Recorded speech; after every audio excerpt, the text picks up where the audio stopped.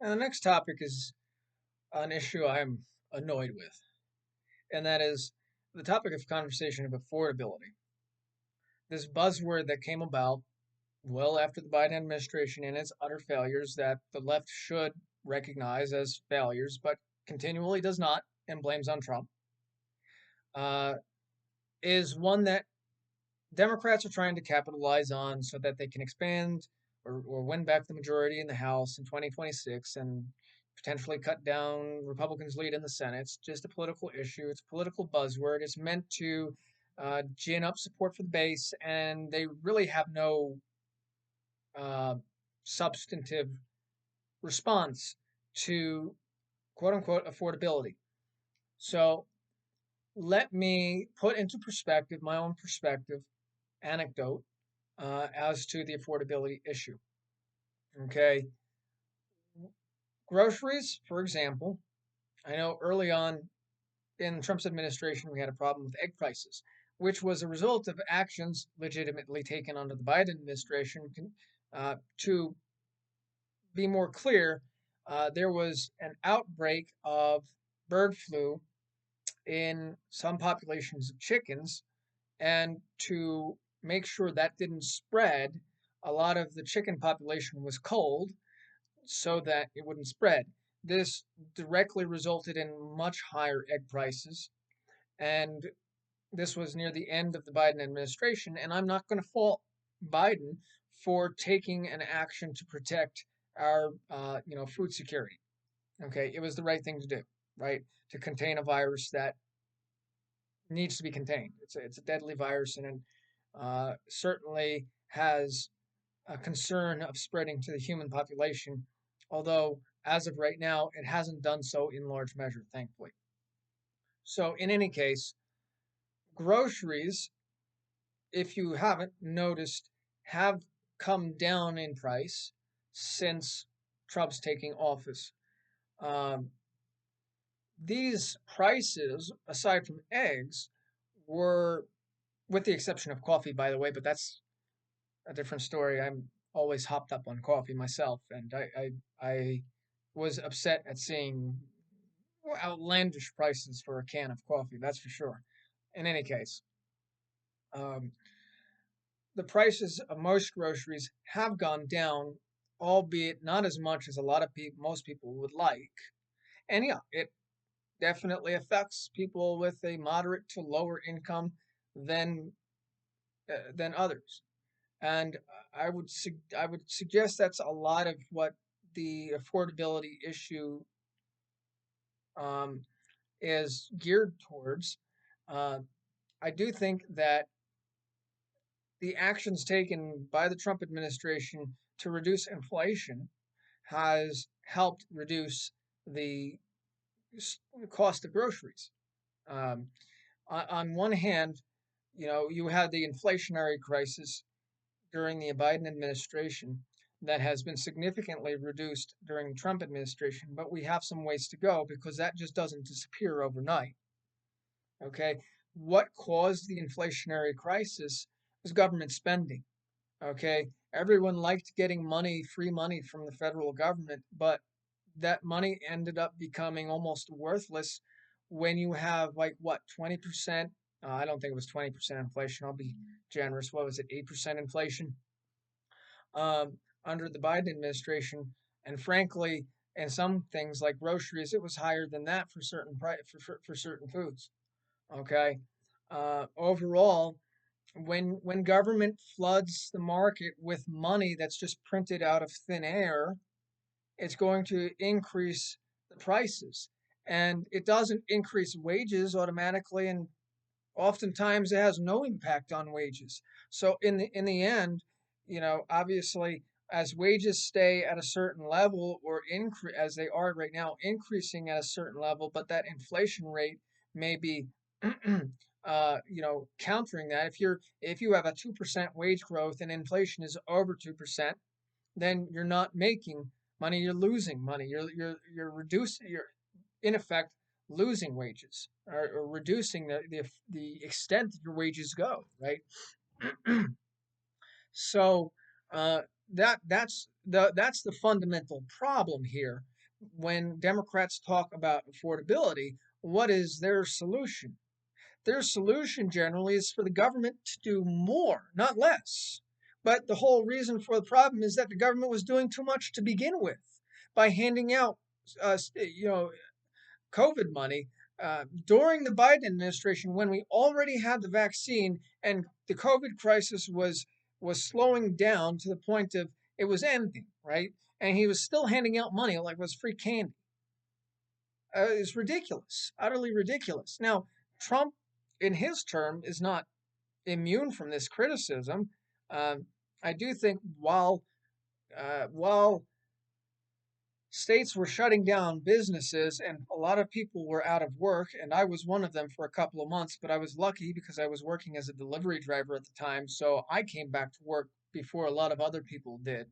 Um, but as a result of that, handing out stimulus checks and that sort of thing. It didn't, was that inflationary at the time?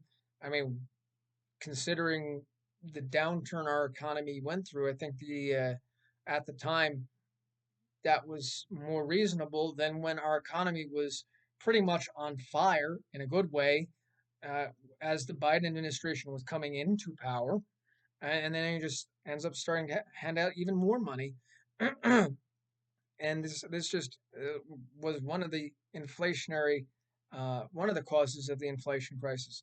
Other causes were um, the hell was it called? The Inflation Reduction Act, which was not inflation reductionary at all. I believe the Inflation Reduction Act, if I'm not mistaken, incorporated a lot of programs that were elements of the so-called Green New Deal, uh, which, when you think about it, was incredibly inflationary on its own. And so when you incorporated that into this inflation reduction program, which was just basically the government handing out money to them, money, money, money, money. Yeah, no, that's not inflation reductionary at all. Okay? But that's the Democrat solution. That is the Democrat solution. The government should do more. Government should guarantee universal basic income. Government should make sure you have health insurance. Government should blah blah blah. Government this, government that. No, that's just going to make the issue worse. Now you have Mamdani in New York, and by the way, this has been tried elsewhere, that wants to it's not nationalized because it's just a city, but wants to make grocery stores government run, government operated grocery stores. The hell? Like what good is that going to do? You're going to artificially reduce prices, but that's going to be subsidized by taxpayers, which means taxes go up. Okay. And not only that, but a lot of that, because you can't increase taxes to the amount that they need in order to do these programs. So a lot of it just runs on debt. And the more debt the country has, the worse our fiscal situation, the more inflation goes up because we got to print more money to cover the debt.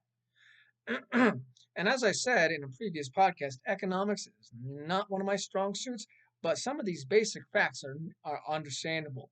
Okay? More government money, more inflation. Less government money, less inflation, as a general rule. Okay? More government involvement in regulation and things of that nature, the more prices increase. Okay? Because businesses have to cover the cost those regulations incur on the businesses. And you can get to a point where regulations become so burdensome that businesses close and you have less choice in the market, which means that prices will rise even as a result. Because the less choice in the market, the more the business can artificially raise its prices. So the solution to prices being too high is more businesses in the market, less government regulation, and more austerity by the government in its spending, Where can you cut spending? This is one of the reasons why Doge was a great idea. I don't think it's really continuing at the level it should be, but cutting waste, fraud, and abuse is one of the obvious ways to cut down on government spending. Of course, all of the Democrats, and I'm sure Newsom was a part of this, although I didn't actually look this particular point up, were so opposed to Doge, and even to the point where they were claiming that Doge was illegally or nefariously involved in the Social Security Administration, and that it was such a problem that they had access to some data, even though they uncovered a lot of fraud.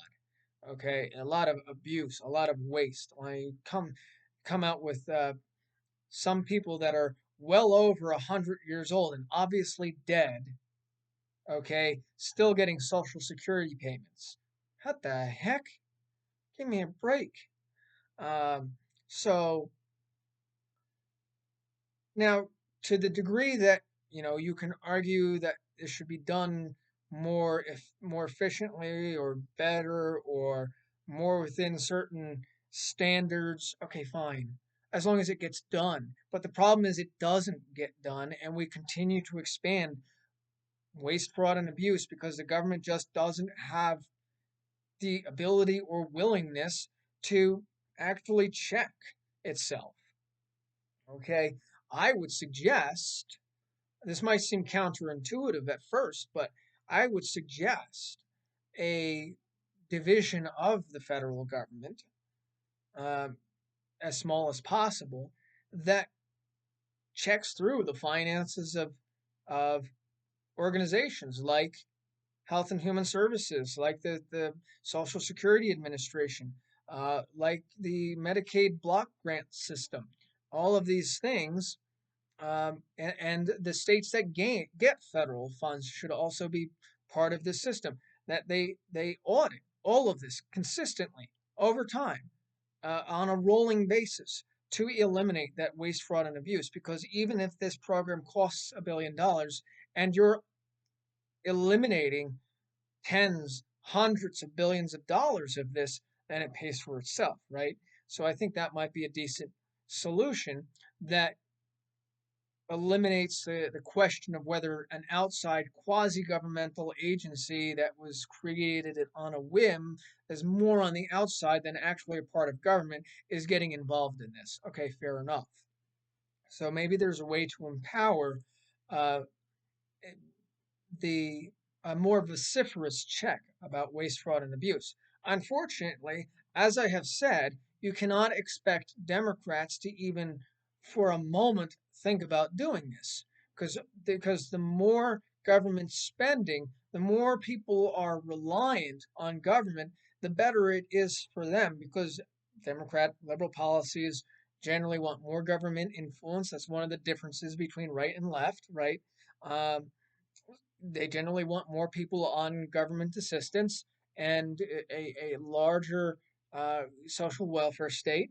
And it goes against their very ideas to have some sort of check and balance on whether these programs are even efficient. Even though I think, even in that sense, if you want an expanded social welfare state, it makes perfect sense to cut waste, fraud, and abuse, because then you have more money to go a longer way. So it would actually benefit the leftist idea of social welfare programs, or at least the liberal idea of social welfare programs, if they were cutting waste, fraud, and abuse, because then that means you can put more, like I said, that money goes further.